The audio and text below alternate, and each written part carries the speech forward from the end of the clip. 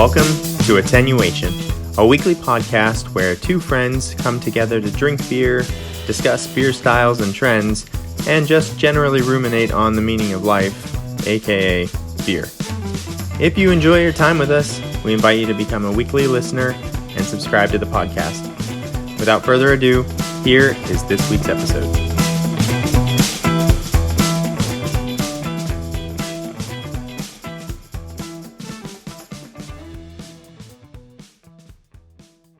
Hello, and welcome to episode 87 of Attenuation, a beer podcast. My name is Jason, and I'm joined by my best friend since 8th grade, Steven. Hello. How's it going, sir? Good. Just good? Great.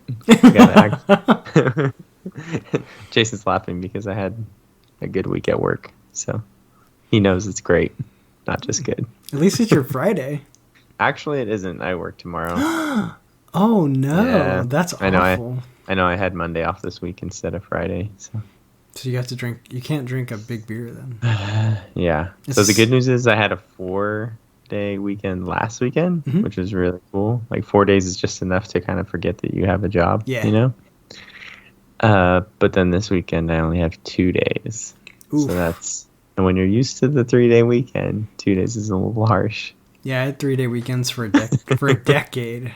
That's right. I remember I always would think like, ooh, I should call Jason today. It's Monday and I'm sure he's off. Yeah, Jason always had the Mondays off. It was glorious. Why did I abandon those days, Steven? I don't really know. I'm an idiot. Actually, just thought about that. I totally forgot I used to work that schedule. When I first started my job, I had Tuesdays off, which is like, that was my one day, which is kind of weird because you would just come back for Monday and then have a Tuesday off. And it's kind of nice to have a day off in the middle week. Yeah. Because then you would just like get stuff done.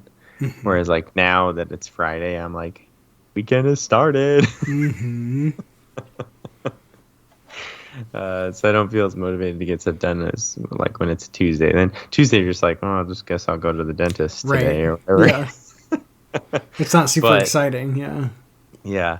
And it was kind of nice to come back. It was like a good way to ease into the week, like because you work Monday and be like, I can get through Monday because I know I have Tuesday off. But yeah, so it's like the 4 days in a row. I get to the fourth day and I'm like, can't do it. Yep. So the perfect day is Wednesday because then you never work 3 days in a row. You just would. That's true. You just do 2 and then you have a day off and then 2. Yeah. But no, I'll take my 3-day weekends. They're pretty nice. Yeah, they're the best. Okay, so this episode we're just talking about odds and ends. We have a bunch of small segments. Yep. We're going to clump them together into one episode. So many beer things to talk about today. So much stuff is happening. But before we do any of that, we have to do our first segment, which is our favorite segment, and that's drinking beer. It's the most important. Definitely. So the way it works is I introduce my beer, give nose notes. Steven does the same, and then we cheers and give our tasting notes. And I have a dangerous beer for a school night. For a school night? It's a school night, Steven. So I took my liver detox pills tonight. Oh, nice. I got to pick some of those up. I think they work. Yeah, hopefully that'll help. We got to get them to sponsor the podcast so we can have an endless supply. Yeah. All right, so I'm drinking Uva Bruja, which is a barrel-aged Gose. So this is a collab between Almanac and Casa Brewing, and it says, let's see, I think it was aged in, oak barrels with grapes, spices, and sea salt. And I think they used wine barrels. So I think this is going to be bad. But I'm giving this style multiple chances. I just don't think you should barrel-age Gose. I'm really worried about this. Why, just from the description? Yeah. You were like making a face. I have to say that the only...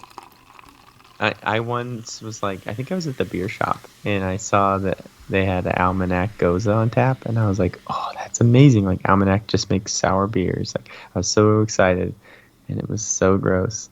Yeah, Almanac is like, I used to think, I don't remember when I drank from them first, and I was like, man, this brewery is so good. And then I drank like 4 or 5 just absolute misses from them. And so now I know they're like 50-50. Well, remember the Galaxy something? Okay, Remember that yeah. one? That was the one we really liked. It was a hoppy sour. Yeah. It's so good. That's right. What was that called? I know. Something Galaxy. I can picture the can. Yeah. Okay, yeah, this smells... Astronaut on the moon, I think. Yeah. Yeah, he's like looking back at the Earth. It's all like neon.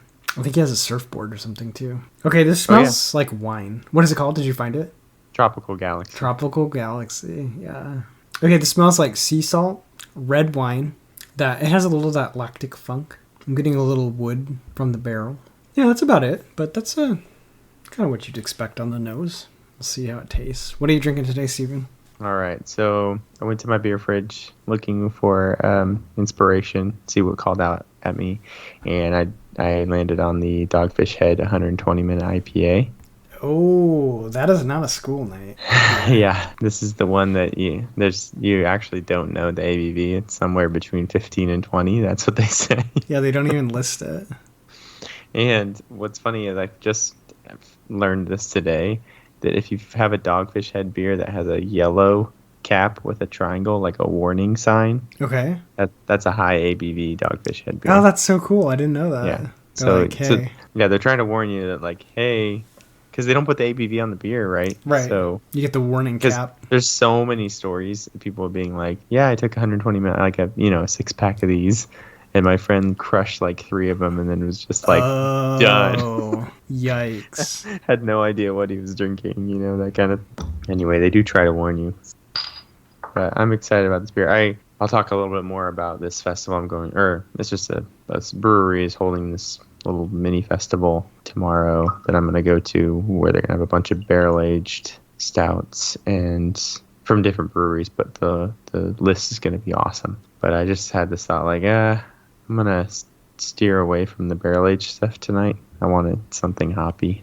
That makes sense, especially if we're going to drink it all tomorrow. Yeah. Okay, so multicolor, a little bit of haze running through it, but definitely a nice, like, caramel color to it, with about half an inch of head on the top that's sticking, retaining, ton of lacing. Whoa. I bet it smells intense. It smells like hops, but in a very sweet way. Tons of honey, like a touch of citrus, but like a resiny citrus, like a grapefruit, pithy grapefruit. And then the sweetness is like very caramely, with like a rye bread, sort of almost like spicy malt to it there too. Oh my gosh, this is this is gonna smack me in the face. You're in for it. I was ill prepared for this. All right, sir. Cheers. All right, cheers. All right, Steven, I was wrong. Oh, it's good? Okay, so I don't think most people would like this. You would like this. I like this. Yeah? But this is not a Gose. It is so sour. Really? Yeah, it's like mind-blowingly sour. So like right on the entrance, it's super tart, like lemony tart. And then it kind of goes through the flavors of like red grapes, a little bit like of a wine character. And then it gets kind of sweet like jam. And then it's very salty. And the sourness just persists like throughout the entire tasting experience. So I'm loving it because it's very sour and very salty. But I could see if you were like expecting a Gose, you'd be like, what am I drinking? So this is a thumbs up for me. But Nice. I think I understand why some of the ratings are not very favorable of this one. But it's because this is not really what I was expecting. But I like what I'm tasting. Okay, cool. How is your 120-minute IPA? It's very, very strong. The first thing I wrote was barley wine? Oh, wow. Yeah. Because IPA is a stretch at this point. Oh, really? Yeah. So it's really light-bodied, just a nice mouthfeel, but it's super sweet. So like honey, like a sweet vanilla, kind of a toffee, caramel, butterscotch sweetness. Yeah, like it's over the top. And then a little bit of like a candied citrus as well, because there's a citrus note there. But then it's like more like a cognac sort of booziness. Like it's like a sweet, or even maybe like a bourbon sweet booze heat, and it is hot. Oh, really? So you definitely taste the alcohol a little bit. Yeah, for sure. It is not hidden. hidden. Yeah, I don't know. I mean, I Is it hoppy? kind of like, but only really in sort of like a pithy, citrus, grapefruity way, but barely. So wait, And maybe some dank flavors in there. Let me get this straight, Steven. They spent 120 minutes sprinkling hops into this beer, and you can't even taste them. What was the effort for? I think it's hoppy in like the most extreme. Okay.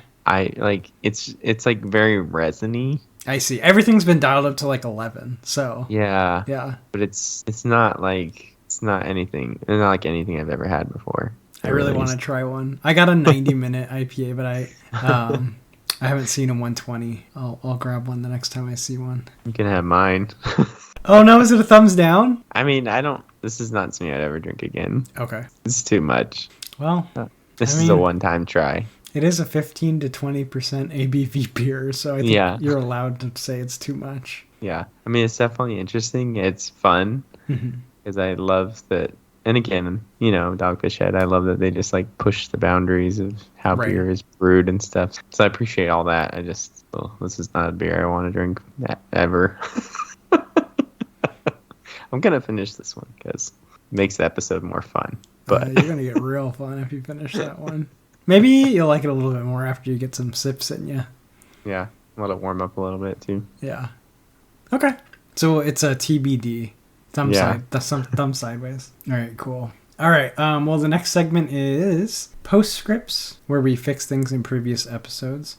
Beer news, which is self-explanatory, and story time with Steve, which is self-explanatory. Yeah. Did you fix all? Did you research all your postscripts? Your postscripts? I did none of my homework. I have 2 postscripts, and now they're going to be post to the power of 3 scripts. It's okay. I opened the document that we put our notes on, and I was like, oh no. Because I saw them at the top, and they are unfinished homework. Somebody's going to listen to the episode and be like, what are they even talking about? They're going to be so confused. Why do they keep talking about Isla Scotch 4 episodes in a row? Well, we're going to get to it, but not today. Do you have any postscripts, Steven? I don't think so. I really do feel like, and I said this before, I listen to the whole episode as I edit it, and then I listen to it again once it's edited, and I always there's always something like, I should have said this differently or something. I'll postscript that, and then that's it. It lasts for a moment, and then I don't write it down. You gotta write down those are $1 million ideas. I probably in my head think it's not that important to fix that. But gotcha. What did we talk about last week? Oh, we talked about Martin House. Yeah. Yeah. No, I didn't have anything. All right, fair enough. It's a weird brewery. That's all I have to say. All right. Well, do we have beer news? Yeah. So Dogfish Head. Speaking of, since I'm drinking their beer, they actually came out with their 2023 brew calendar today. So they put out what they're going to be brewing over the next year, what they're planning for. So it's really cool because it just gives you sort of a heads up. Obviously, they tell you all the stuff what they're going to keep making, that they always make, that kind of thing. And then you get a good taste of new stuff they're going to be doing. So it's just cool. Yeah, that's really cool. I like that they kind of talk about, kind of the exciting things to look for. There's one on here that looks particularly interesting. So they have this off-centered art series. It looks like they're releasing a few. There's one called Nordic Spring that's new. That's a hazy IPA brewed with juniper berries and orange peel and a Quebec yeast. Mm-hmm. So that should be interesting. I think that one sounds really good. Mandarin and Mango Crush, I guess, is something they've made before. I don't know if I've ever had that one. Pumpkin Ale is it's actually a pretty good pumpkin ale. And Crimson Crew. I will talk about this one. This is at my grocery store. Oh, you didn't buy it? It's a 6-pack, and I don't want to buy a 6-pack. I know, you don't want 6 of them. So this is a sweet and sour red ale that's brewed in collaboration with Rodenbach from Belgium. Yeah, this one's exciting, dude. Honestly, I'm just going to go pick up the 6-pack, I think, and I'll just share it with people or something. Yeah. Because my instinct I just really want to try this. Yeah, my instinct is you won't want to drink 6 of them, but There's a chance this is Maybe like... I will. I know. There's a chance this is like phenomenal. Yeah, this is Yeah. super far up my alley. I think it's like a blend of something that... It's a blend of something that Rodenbach brews, and then they blend it with a Dogfish Head beer. It's like a... I can't remember exactly what the details of the brew are, but... It's a pretty cool collaboration. So I've been like... Seriously, every time I go to the grocery store... You like stare at it. Yeah, and I'm just like, do I want 6 of these? Do I not? And it's just a really hard decision. I mean, if you know me, I hate drinking things more than once for the most part. You're a And novelty seeker. I have such a hard time anywhere, even at the beer shop, they single out a lot of stuff, but they don't single out everything. And I have a really, really hard time buying stuff not in singles. Yeah, you get spoiled. So it begins with Rodenbach's Grand Cru, which is a Flemish red-brown ale. Mm-hmm. And then they bring that over from Belgium to Delaware, and they blend it with a red ale from Dogfish Head that's infused with sumac and sweet orange peel. Mm-hmm. And dry hopped with Hallertau hops. So candied citrus, cherry, caramel, toffee, fruit, dark fruits, plum, cherry, dried citrus, and toffee are the notes and the flavors. So I don't know. It's probably, here's my very probably accurate, because I'm a jerk, prediction. Okay. It's going to be a B+. Yeah. Yes, from what we know of Dogfish Head, I feel like that's what ends up happening. I'm interested to see actually if they have a Beer Advocate score. I think it's 87. That's a B+. What'd I tell you? I love Dogfish Head. We did a deep dive, and I'm deeply in love with Dogfish Head. Why does that make me laugh? But I swear every beer they make is like an 87 out of 100, which is fine. It's not bad. It's just not an A. Oh my gosh, that makes me laugh so much. You were like B+, and then I look it up. 87. Look at that. Takes me back to high school. And I got 87 on everything. Yeah. I was so good at getting B+ in high school. You and Dogfish Head. Oh my goodness.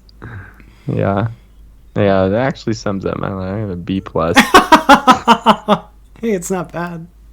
Yeah, I'm passing. Like, you're above average. Yeah.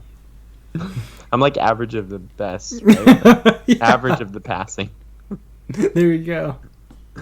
That's great. Okay, so what are you most excited about on this list? Utopia's barrel aged. Well, now you just drank a 120-minute IPA and you didn't like it, so I don't know if putting it in Utopia's barrel is going to improve it, but I'm sure it's just going to add more alcohol. Right. But yeah, it looks like they're taking their 120-minute IPA and then they are barrel aging it in freshly emptied Samuel Adams Utopia's barrels. This beer is burning my nose. Is it really? Yeah. See, maybe you just got because you know how the ABV varies between 15 and 20. Yeah, maybe I got the you 20. got a 20. Oh yes, this is. Oof, oh my gosh, man! But they're also making Worldwide Stout again. Yeah, that one is good. Yeah, that one was very, very good. They're doing their canned cocktails. Well, right. I don't know if you ever where do you find those? You might have to be closer. I've never seen one. But remember, they have canned cocktails, and then they also make a bunch of hard liquors. They do hard liquors too. But I think we looked it up when we did the deep dive, and you have to live pretty close to the brewery to get those. Like they have them at Bevmo, but they only have them in Delaware or whatever. Yeah. Gotcha. As far as their sort of year-round beers, they do have a couple they're adding to the lineup. One called Citrus Squall, which is a double golden ale and a Paloma cocktail brewed with blue agave nectar, lime peels, and grapefruit juice. That'll be a B+. B+. Of course, their regular one, 60-minute, 90-minute Sequench, Slidey Mighty, which is their session. Namaste. It's a Belgian-style white ale. I didn't know they made a white. Have you seen Namaste? I've seen. Yeah, I've seen that. I don't think I've ever tried it. Okay. Yeah, I haven't either. And then a hazy Squall, which is the Citrus Squall, but a hazy version, I guess. So cool. Some of their limited release stuff. This is probably the stuff that most excites me. They're doing a Boda Gose, a session sour with cherry, pink peppercorn, and exotic guava. That might be fun. But then, like they do a good job with sequench, so wouldn't surprise me if they did another good Gose. Catchy Chorus is a hazy double dry hopped double IPA. That should be cool. They're actually coming out with a variety pack of the continually hopped beers. Oh, that's pretty cool. You should actually see that in stores now. So what is the 60, 90, 120? No, I think it's a 60, the 90, and then two other ones, a Italian Pilsner that's continually hopped and a pale ale that's continually hopped. Oh, I didn't realize they did other continuously hopped. Interesting. Yeah, I guess they've done that shelter pale ale before, and like they didn't do it for a while, and now they're bringing it back because people really like that one. Whenever they sort of reach out and say like, hey, what beer would you want us to brew again? Shelter Pale Ale comes up on the list a lot. The other one is Pennsylvania Tuxedo, which is a spruce infused pale ale brewed with spruce tips. That one also came up a lot on their sort of requests of like, what should we brew again? Something that they used to brew and they're brewing now. So yeah, so a couple new things, a couple returning things. They do have their new, in terms of their full proof spirits, they do have a whiskey coming out. It's a single malt whiskey finished in Samuel Adams Utopias barrels and Oloroso sherry barrels. That's called Alternate Takes 4 whiskey. Interesting. And then they still have they have a gin, they have a vodka, they have a rum. They're making a liqueur distilled from the pumpkin ale and aged in rum barrels. So yeah, lots of fun stuff. Dogfish Head. They're always, well, what I do love about them is they make a lot of weird stuff. Pumping out those B pluses. Actually, it's really funny. I was reading this funny post on Instagram about like how there's like two different breweries. Like it's like Martin House, right? Like Martin House, they do like weird stuff, but like some of them are A pluses and some of them are like Fs. And yeah, they probably do average out. Yeah. The Dogfish Head, like they do weird stuff, but they like consistently produce a B plus, like an average product. It's kind of funny. I mean, it's like the end result is the same in terms of sort of the average score of what they produce. But yeah, would you rather have the highs and the lows, or would you rather just have the consistency? I don't know. That's a hard question to answer. It is. That's a pretty deep question, Steven. For me, that I'm like seeking something all the time, it's probably you want those highs and lows. Probably the highs and the lows. Yeah. Well, we love you, Dogfish Head. Sorry. I don't think I'm ever gonna find my next favorite beer, Dogfish Head, but it's really fun. Like they do fun stuff. So. Yeah. And I appreciate it too. What they do. So, okay, that's the Dogfish Head 2023 calendar. That's cool. I wish more breweries, maybe they do, but it's fun to read that stuff and just kind of see what's their plan. And I like that. I don't think that's as common. Yeah, it's cool. Okay, so I think the other one, the Vine Pair, came out with their 25 best breweries. Oh, okay. And I thought this was really interesting because the people that were voting on it were owners of like beer pubs and stuff that have like tons of taps on their wall and tons of different accounts. So kind of took into consideration like what beers they have to continually order, what beers are their like customers most excited about when they tap something, that kind of thing, like what kind of relationship they have with these breweries, how consistent is their beer, how consistently good is their beer, that kind of stuff. So I like that. It's kind of an interesting perspective. Yeah, like almost like a what's your best account. Yeah. Yeah, what's your hits? What are your hits? So I thought it was cool too because this list is really interesting in that you have some really heavy hitters, ones that are like don't surprise you at all, and then there's ones that like I've never heard of, stuff that like breweries that are actually going to really, really appreciate being on this list. Yeah. Right? Like they're getting nationwide press from this article. And, this is Vine Pair. These are articles that, they can make or break you, right? Like you show up on, you're talking about 25 breweries. And what do we say? There's almost 10,000 now in the country. Yeah. So if you're making this list, that's pretty awesome. And if you're making this list as Russian River, which they made the list. It's like really you almost don't even read that part of the article. Yeah. You're like, yeah, whatever. Of course you're on there. Yeah. Jester King is on the list. Allagash is on the list. So there's like ones that are sort of like of course. Not surprising. Yeah. But of course, there's like ones that I don't know. In some ways, it's like Treehouse and Trillium.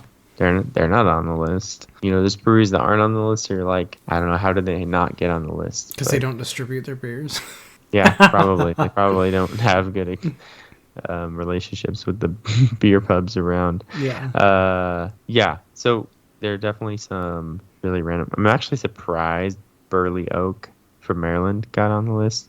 Although their IPAs are good, but they're a little bit towards the like weird sour, like smoothie sour. Oh, okay. Breweries, which I'm always fascinated by the tap lines. Like any brewery like that has those beers on tap. Mm-hmm. I mean, they might just completely change the lines, right? After, like, there's no way you can clean those lines effectively, right? You would hope so. But who knows, Steven? Like, having those beers, those thick smoothie sour beers on tap is kind of fascinating to me. So, you gotta and then run, and then having accounts where you would like keg that and send that out to a man. That's a lot of quality control. You have to. Yeah, there's a lot of ways that can go wrong. That can go very, very bad. Yeah, I never really thought about that. I never really thought about, if once you run that through like a beer line, it's like, is it gonna like stain the line pink? Yeah, for sure. The brewery that most excited me was Drowned Lands Brewing. Okay. Which is in upstate New York. I've had two. They just started like showing up on Tabware, and I've had two different beers from them, and both just blew me away. Like really, really, really good IPAs. Okay. I think one was I want to say one was IPA, one was a triple IPA, and they both were just fantastic. Like really, really outstanding beers. And when you impress me with a IPA, that you've done a good job, because I've had a ton of them, and I drink them. When I drink them, I'm like, oh yeah, this is good. There's not a lot that really stand out to me as, oh yes, like they nailed this, and they nailed it. They nailed it with both of them. So small sample size, but that's the way to Steven's heart, is make a good IPA. Yeah, and obviously they made this list for a reason. So yeah. And this is one of those where they're smaller, and it's just really cool for them to make this list. Yeah, that is cool. In fact, I think I even learned of this list because Drownlands posted it on their Instagram, and I think you just see genuine excitement. I don't think Russian River even posted that they made that list, right? They don't care. Yeah, they're desensitized. It's just like any, GABF, like some of these breweries that win awards, it like puts them on the map. I mean, it's like makes or breaks that brewery. And for others, that it's just more of a badge of honor. Doesn't really play into their whole marketing. All right, I followed them on Tabware. Oh, nice work. Yeah, no, the beers have been so good so far. So that was the one that, like, other than the ones that, of course, are on the list, that one really stood out to me. I thought the other one was interesting. Oh, WeldWorks. That one was exciting to me too, because like I love everything that they do, and so it's kind of fun to see them show up on a list like this. Like, okay, I'm not the only one that loves everything they do. Yeah, WeldWorks is amazing. The other cool thing, they were really good to their accounts during the pandemic, and that's so cool. Like, tried not to raise their prices, even discounted some of their prices to them and that kind of stuff. So they were just really good to their accounts. I think that probably helped their score. But one that I so fascinated by was this Scratch Brewing from Ava, Illinois. Okay. It looked like the picture. It looks like it's in the middle of nowhere. Like you're walking through the woods and just happened upon a brewery in the middle of the woods. It's near the Missouri and Kentucky borders in rural Illinois. They have a wood-fired kettle. That's how they brew their beers. Oh my gosh. They use only ingredients found or grown on their wooded property. This is wild. It says, when a tornado took out most of their birch trees, apparently they make a series called the Single Tree Series. They've used it as part of that beer series. They weren't upset at the loss because it meant that a flush of oyster mushrooms could be expected a year from them as a result. Wild. So they're just like living off the land, brewing beer, and apparently making enough of it to distribute it. And they're wood-fired. Yeah, I mean, this owner of the beer temple in Chicago, he says it's important to have scratch beer on our taps and shelves whenever possible. It's very bespoke. It's like you need a board that's even fancier than craft. Yeah. All right, cool. Are you going to tell us? I feel like all of our segments are right here in this segment, but I want to hear about this tasting you're going to with all these Oh, yeah. barrel-aged stouts. I'm going to get more and more jealous. I know with like every single one you tell me is going to be there. Okay, so this is at Red Horn Brewing, which is very close to me, and they're just one of my go-tos. I love them. They always make good sours. Their watermelon Gose this summer was like my favorite beer of the summer. So good. So they are having this event tomorrow at their brewery called Dark Side of the Wall, and they're basically going to have a whole wall of taps of all barrel-aged stouts. And they have done 2 of the 3 reveals of what's going to be on tap. So part 1 reveal, let's see. Part 1 reveal, so of course they're going to have one. They're going to have a bourbon barrel-aged vanilla stout. AleSmith Speedway. Have you ever heard of AleSmith Speedway stout? No. It's pretty famous. So they're going to have their regular Imperial coffee stout on nitro. And then they're also going to have a Vietnamese coffee Speedway stout. I think this coffee Speedway stout, at least the Vietnamese one, I think is a 99 or 100. Oh, nice. It's pretty high. The regular, just straight AleSmith Speedway, I think it's like a 90. But Weathered Souls, their 2022 barrel-aged anniversary blend stout. It's a 15% barrel-aged stout. That one's going to be on tap. Hubbard's Cave. Oh, nice. Their vanilla everyday stout is going to be on tap. That's very good. That's going to be good. And then they're going to have a Boulevard barrel-aged quadruple on tap. They're going to have, so happens it's Tuesday stout from the brewery.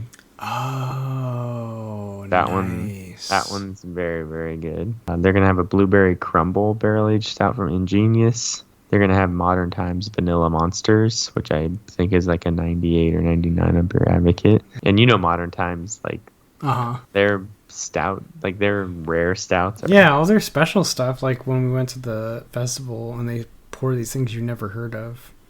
And they're all like mind-blowing. And it's like, man, why can't I get this ever? So those are kind of the standouts from the 2 reveals. They'll probably reveal more tomorrow during the day. And then starting at 5 o'clock tomorrow, they're pouring all these. Dang, I wish I could go. Yep. I'm gathering some friends. I'm going to be so jealous. But like literally they're all at least 12%. Most of them I was going to say, 14, you guys better 15%. Have a DD.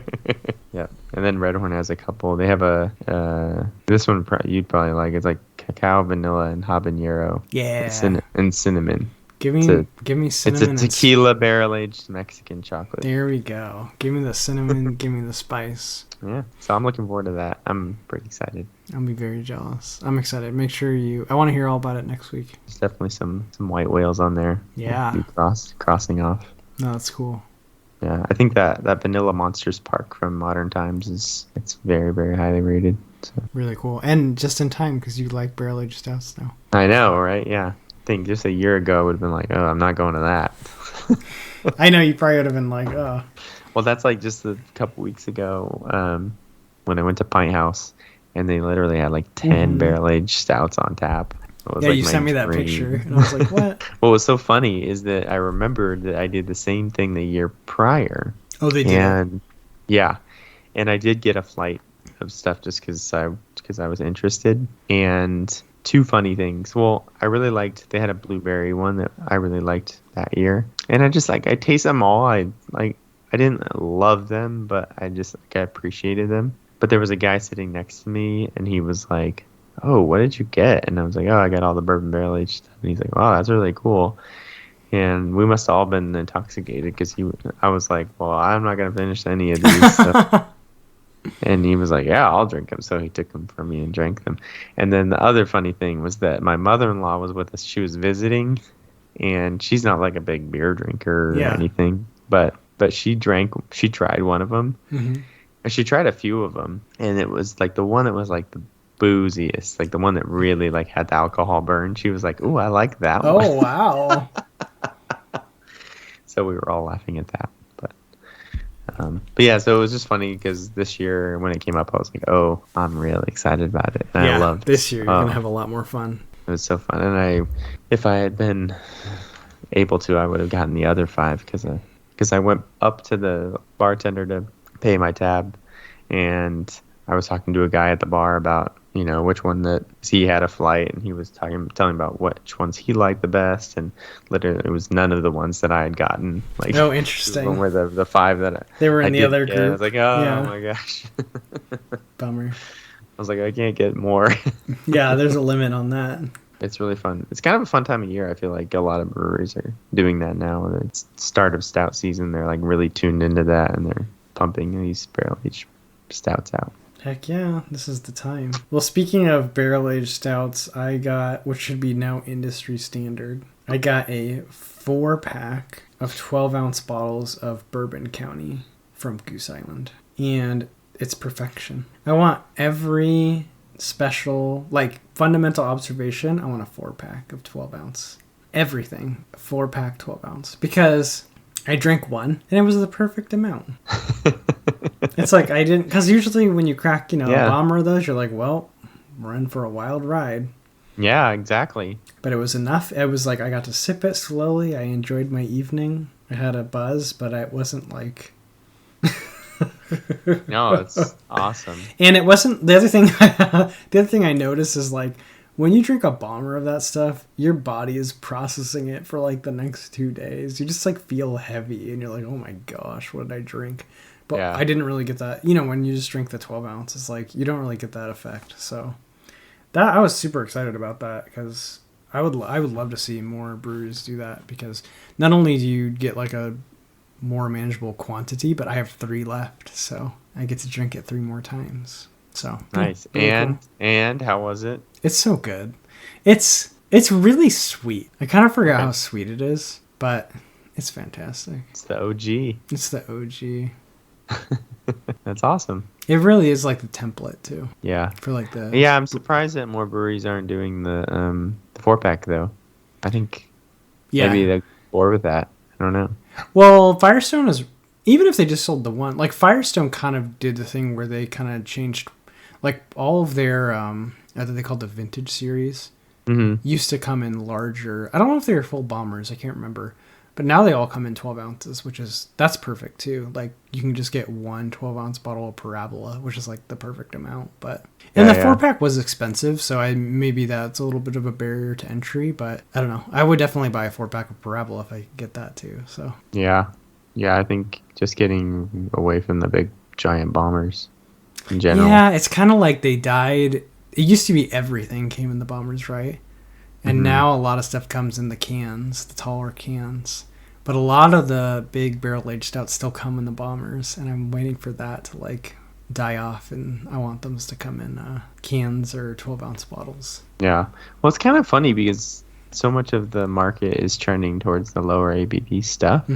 So it just sort of makes sense that you would also, even if you're making a high ABV beer, put it into at least a sessionable. Yeah, exactly. Oh, that's a really good way to describe it. It's a sessionable amount. Yeah. Yes, you're drinking a high ABV beer, but I mean, it's the same thing if you go to lots of times if you go to a brewery and you get like the high ABV beer on tap, it's like an 8-ounce pour. Yeah, they pour it in a little snifter. As opposed to, a 12-ounce pour of something lower ABV or something like that. So kind of all ends up being about the same.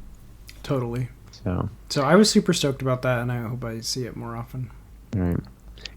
Yeah, so Jason sends me this picture of the 4-pack of BCS, which is fine. That's great. I was very excited for him.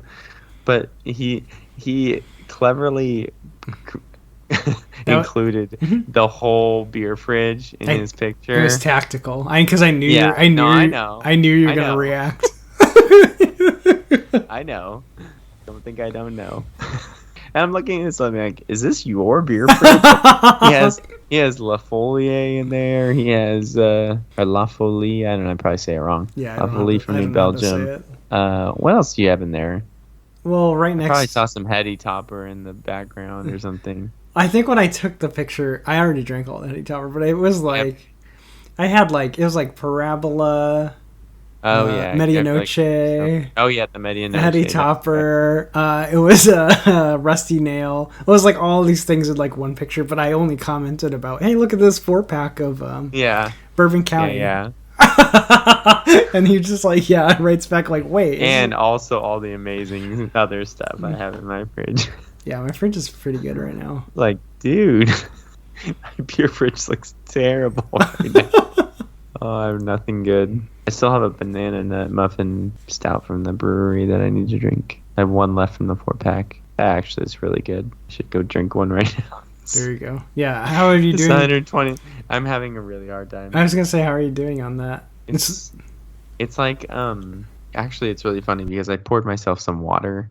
I have like a water bottle here, and we talked last week about like, do you drink your whiskey neat or you put a little water in it? And actually I had like a little bit of water still left in my mouth, and I drank this, and it was like a little bit more tolerable. Oh really? Yeah. Maybe you should add a little water to it. Yeah, like water it down. Yeah, it's like you can do that with like whiskey. Yeah, I gotta water down my 120-minute IPA. It is so strong. It is really just like slaps you in the face. Because I think like when I in my head think, oh, I want to drink something hoppy tonight, like this doesn't fit in. Yeah, you're right. It's like you're drinking barley wine at that point. Yeah, it's very intense. And yeah. The alcohol really gets in the way. Yeah, you're at wine levels at 15 to 20%. So. And I've always said because I've had some IPAs that are like highly rated and drank them, and I got that sort of like gasoline alcohol. It's like an intense booze heat at the end of an IPA, and I'm always like, oh, I do not like that. Yeah. But I think that there are people that do. Oh yeah, they like that. Like I think there is a market for that. Because these are like highly rated beers. I'm like, oh my god, how is this highly rated? But yeah, there is a certain segment of the population that like enjoy that. So Jason enjoys a neat Isla Scotch. So that's true. I guess I kind of do like booze, like the alcohol flavor. Well, the thing is, you get used to it though. Yeah. Like your brain starts to filter that part out. I don't know. You're gonna start to notice that when you drink more barrel-aged stouts too, I think. Although in a beer, I gotta think about this. You give me something to think about. In terms of what, like whether you like to taste that or not, or whether you do taste it, or yeah, like I wonder, because sometimes in a beer it's like so out of place if there's like that really strong alcohol note. But I think maybe when you're drinking like spirits or whiskey or scotch, it's like expected, so it's like less out of place, if that makes sense. Like, it's going to burn when you drink it. So yeah. You've already anticipated that flavor. Like where sometimes you drink a really strong, or a beer where like the alcohol is really strong. It kind of like comes out of left field. Because I think a hallmark of some of the really good, highly rated beers is like when they are high ABV, but you just don't detect it at all. And I always think that's like some sort of like magic. Yeah. So. Yeah. I think honestly, my best example of that, and will always be my best example of that, is Pliny the Younger. Yes. Being an IPA that's 11% but not sweet, because so many of these triple IPAs are sweet because you've got to put more malt in there, right? You have to amp up the grain bill to get enough sugar to create the alcohol. High. Yeah. And then you just have more residual sugars left over, and it's just not there. It's just insane. It is magic. Yeah. Like they work magic there, because it's insane how dry that beer is for being an 11% triple IPA. So like hoppy, and so I don't know. That's my gold standard. Like it will always be my gold standard because it's insane. Mm-hmm. So something like this, they obviously, not only do they amp up obviously they do the whole continual hopping thing and stuff, but they are amping up the grain bill here too. Yeah. And getting that's a what ton makes of it that super hop, or that's what's making it so sweet, like you said. So sweet. It's like toffee, and yeah. And then like the resinous hop oils are sort of playing into that, but yeah, it's just like sweet and then like hop burn. Like hop oil. Yeah. Hop oil and alcohol burn. Interesting. I gotta try one of those. Yeah, you do. Okay, what else? Oh, should I go on my Tavor rant? Yes, please. It's time for Rants with Jason. I don't know. I was like ranting to Steven the other day because do we even remember what beer it was? I think it was a like Imperial stout, but it wasn't barrel aged. And I think I was cracking Steven up because I don't know why he thinks my rants are funny. But it was like $36. And I remember because we always text each other pictures of the beers we see on tavern and ask each other like, "Oh, are you gonna get this, or do you think this is worth it?" And he sent me one. You should see if you can find it in the conversation. But it was like... I'm looking back right now. I don't remember what it was, but it was like... And they always... This is the thing that annoys me at Tavor, is, and I told Steven, is like, they write the descriptions. It's not to describe the beer, it's to sell the beer. So they're always like, if you read the descriptions carefully, they're always like really careful with their wording to make it sound like as good as possible. And sometimes I feel like they obscure... Yeah, do you want me to go on my rant on the Tavor descriptions? Yeah, we can do a double rant. Okay, Bombraxis was the one because it was a collaboration between Prairie Artisan Ales, Bomb, and... Abraxas. Yeah, from Perennial Artisan Ales. So So when I saw the collaboration, I was like, oh, I think that sounds like a really cool collaboration. But the more you read into it, I was like, oh, it's not even barrel aged. Yeah, so, I think I texted you, like, where do they get off charging $36 for a beer that isn't even put in a barrel? Yeah. Yeah. Yeah, they were going off the names and the collaboration power and less off the, like, time that they, like, the actual effort and time that would go into a beer to make it $36, right? Yeah, I think you're paying for, like, oh, these are two highly lauded breweries and they work together on something, but I always come back to, and it's kind of like my score to dollar ratio that I was going on. This is like the main thrust of my rant, because we'll see so many beers on there that are like, it's like some in like barrel aged stout or something like that. And then you look it up on like Beer Advocate, which I kind of trust. We have a whole episode on like deciphering the different scoring systems across the beer scoring sites. But you can take Beer Advocate and you could take Untapped and like average them or whatever, and you probably get a pretty good metric across the two like main scoring sites. But I was telling Steven, like, I don't want to pay, like, if I could get like when they have Rusty Ale like on Tavor, it's $36. And I'm getting 100 on Beer Advocate. And I know it's 100. Like, that's one of my favorite beers of all time.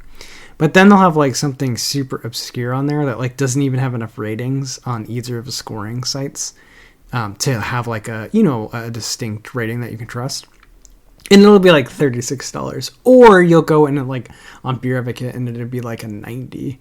And I'm just like, where do they get off with these 100 score prices on 90 score beers? It's like, you're charging me an A+ price for a B+ beer. So I do actually have this like internal metric of like, if I'm gonna shell out like more than $20 for a bottle of beer, it has to be like 98+ on Beer Advocate, I think. Well, you posed the question to me like, well, would you pay $36 for a 90 on Beer Advocate? I was like, I don't know, you're kind of putting me on the spot. I haven't like fully figured out my price per Beer Advocate score. You haven't yet. Deeply thought into this, Steven. These are important questions. How are you you need a system to be able to decide if you're gonna buy a beer. I haven't quite drilled down my Excel spreadsheet on that yet. The problem is I don't want to get burned on one of those, like, I don't want to buy a $36 beer and then like not like it, because what I'm gonna think about is like, oh, that could have been it's the opportunity cost. Yeah. Because so anyways, that's my rant. Well, we said if we were like, we had all the money in the world, we'd just buy every single beer. Oh, if I was independently wealthy, every beer that popped up, I would just put one in my crate every time. I'd probably like write a script that did it for me. And then I would just get the delivery guy would your box would be... They would hate you. I would have to like tip it. Well, I think Tavor would probably reach out to you and be like, "Do you want to?" They could be like, "Could you chill? Set something up," because the shipping is like flat, right? Yeah. Oh yeah, you'd probably kind of. They don't like expect you to ship like a giant box. Well, they're already doing so much markup. I feel like they've accounted for like. Yeah, they're probably. Funny. They've probably done some metric of like. They have some actuary that like did the math for them of like, 1% of people are going to try to take advantage of the shipping, but everything they have is already marked up. So I feel like part of the cost is in the cost of the beers. It's like, it's the silent shipping cost. Yeah, there's like shipping and then shipping. Yes. But you're not wrong. But it would be funny. You'd feel bad for the poor guy because he'd have like 4 boxes that he'd have to like take up to your house. But I'm independently wealthy, so I just give him like a big tip. And then he's super excited every time he sees my order. Yeah, exactly. He's like, this guy's going to buy me dinner. But yeah, but we're on a budget, and so we have to decide. We have to do a risk versus reward. Exactly. I can't afford these $36 bottles of beers, dude. That are just experiments, right? I know. It's like you not wanting to buy the 6-pack. Yeah. I mean, it's the same exact thing. Like, but buying a 6-pack of Crimson Crew from Dogfish. Exactly. It's a big risk, big opportunity cost. And then getting back to your point is like the descriptions. It's like, okay, yeah. Every single beer is like, yeah, go on it, like because the best beer ever. Exactly. Okay. Look, I understand you have, like, obviously it's not going to sell beer to be like, this was a mediocre beer. It just says B+. Yeah, it should just be like, this is a B+ beer, but hey, look, it's only $6, right? Hey, that would actually be a more honest. Yeah. Right? That would be better. No, okay, so fine. This is the best beer that I understand, right? They're trying to sell the beer. It's the, like, every time there's, like, a story. Yes. Of, like, oh, this reminds me of my grandma's apple pie. And da-da-da-da-da. I'm like, bro, seriously, just, like, give me an overview of, like, every post has to have, like, a theme. Mm-hmm.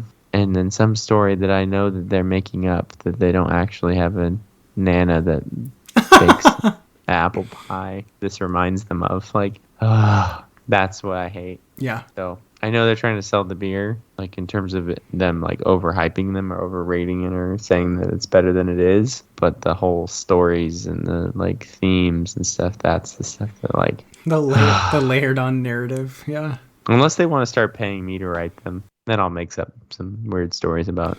Your Nana? My Nana's pie. This beer reminds me of. They're not even original. They keep using the same thing over and over. The fact that I'm like my one go-to is that they have some story about their Nana's pie that it reminds me of.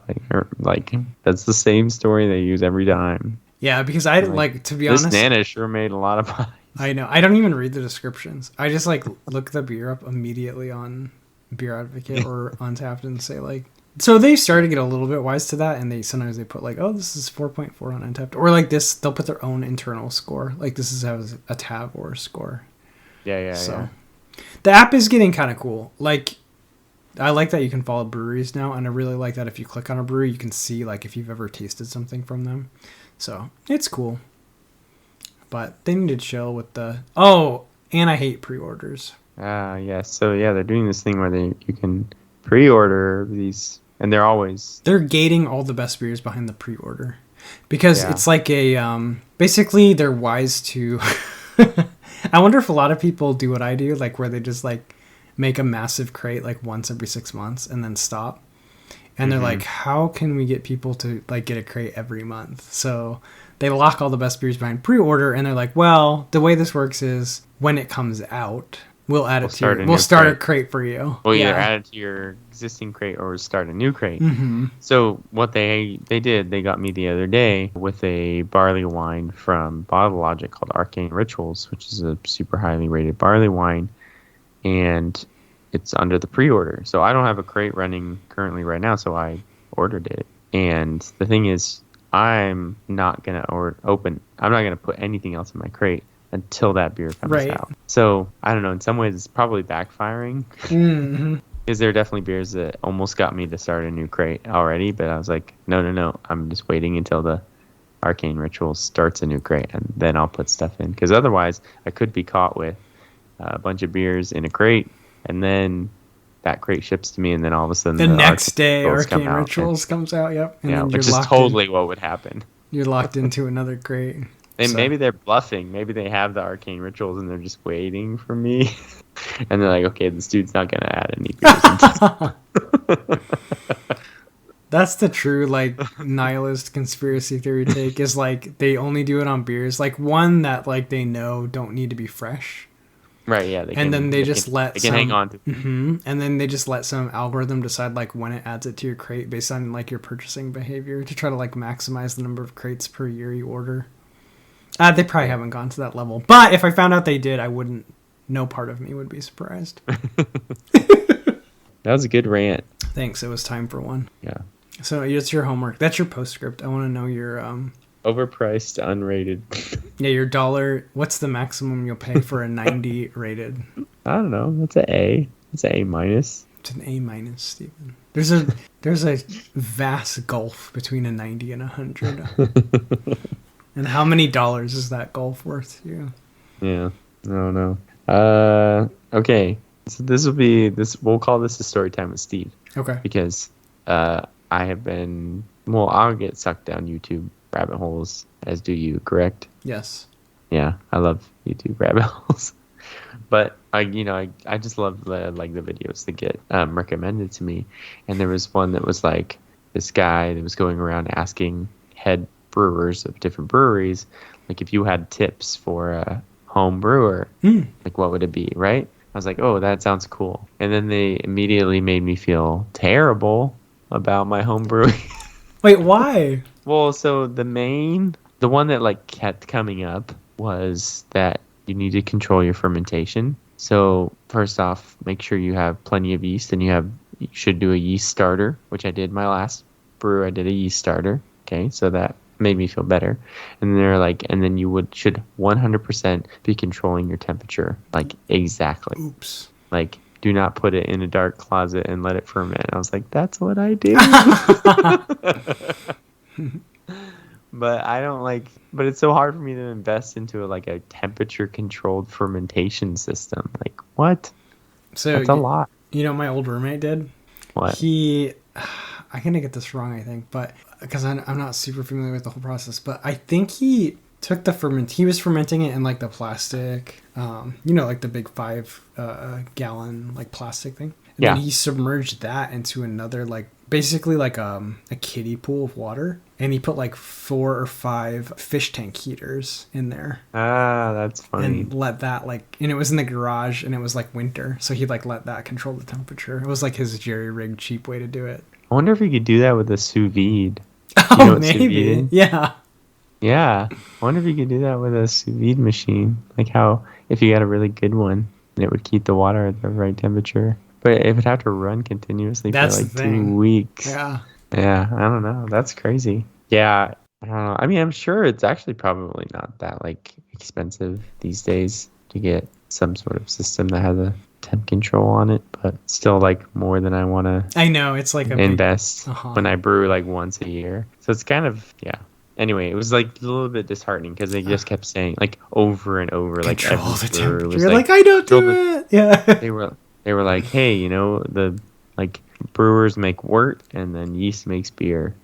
It's so important for the yeast to be healthy and happy and producing the right flavors at the right time. And anyway, that got me a little oof. But some of the other tips were cool, keep your recipes simple. Mm-hmm. One guy was 3 malts, 3 hops. That's their rule for almost every recipe. He's every once in a while I'll add a 4th hop to dry hop with or something. Mm-hmm. But he said the sweet spot of a recipe is almost always 3 different malts, 3 different hops. Huh, interesting. He's don't go crazy on either side. Yeah. So. Cool. Yeah.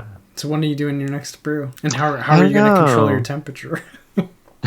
I know. My next brew, I want to do just an American wheat, a fruited wheat. That was my plan. So we'll see. I'll look at fermentation temperatures exactly, and I don't know. See if you can figure out a system. Maybe I'll just go rogue again and ferment in my dark closet. Let it ride. Let it ride. I got knocked down a notch. Not that I was ever really up that high, but right. Man, more equipment I gotta invest in. Yeah, it's expensive hobby. Well, and you know what I really should be doing better is taking gravity readings. Mm-hmm. Because if you take gravity readings throughout fermentation, so what will happen is that we'll drop, and then it will just flatten out. and it will stay the same. And that's like, then you know fermentation is over. Okay. Without having to like guess that fermentation is over. That makes sense. So it takes all the guesswork out, but like, I don't know. It's just more equipment and time and stuff, but I should probably stop sucking at homebrewing. Well, practice makes perfect. Yeah, apparently it's really fun to suck at homebrewing. It's just beer. It's always beer at the end. That's true. It's just the quality of the product. Yeah. It's funny because it is like the thing like it's the difference between doing something like 100% right and doing something like 85% right. Sometimes it's massive. Yeah. Yeah. See, I'm the B+ kid.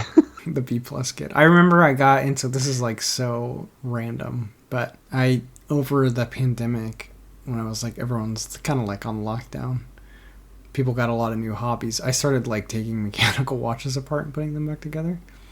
And I remember I wanted to serve basically like service. So you basically strip them down, clean them, and then you put them back together and you use like oil and stuff to lube them. It's just like a car engine, basically, like very small, much simpler. Obviously no internal combustion, just a spring. Yeah. But there's like a couple things you have to do that end that are like super scary and super hard. And I had a friend who is very good at this stuff, an amateur as well, but I remember I would like text him questions and pictures and all that stuff. And so I got to like the last couple steps and I remember I texted him. I was like, do I really have to do these parts? Because like it just involves very small parts that you can lose very easily. And then if you lose one, you got to like track down a replacement and order it. And it's just a big nightmare. And I remember his response, and he was basically like, if you don't do these last steps, you really haven't done anything. Like, you've wasted all of your time. And I was like, okay, fine, I'll do it. But that's like Steven with his, like, that's like the temperature controlling and the gravity readings. Like, do I really have to do that? I feel like it's beer at the end no matter what, and it's fine. Like, yeah, if you haven't done that, you haven't done anything. Uh-huh. Like, oh. Oof. Yeah, oof, that one hurt. It's like, okay.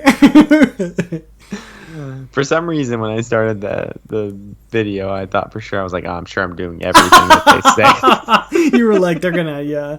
Oh my gosh, that is so I'm gonna be like, oh yeah, I do that already. I do that. I'm good. No. All right, well, now I know what to get you for Christmas. Some sort of temperature, fermentation temperature control system. I'm be like, who sent me 6 sous vide? Who sent me 6 fish tank? Yeah, I'm just gonna send you 6. Whatever the Amazon choice for fish tank heaters are. I'm just gonna send you 6 of them and a kiddie pool. All right, sir. Is that our list? Is that our, what do we call this? Odds and ends? Is that all our odds and ends? Yeah.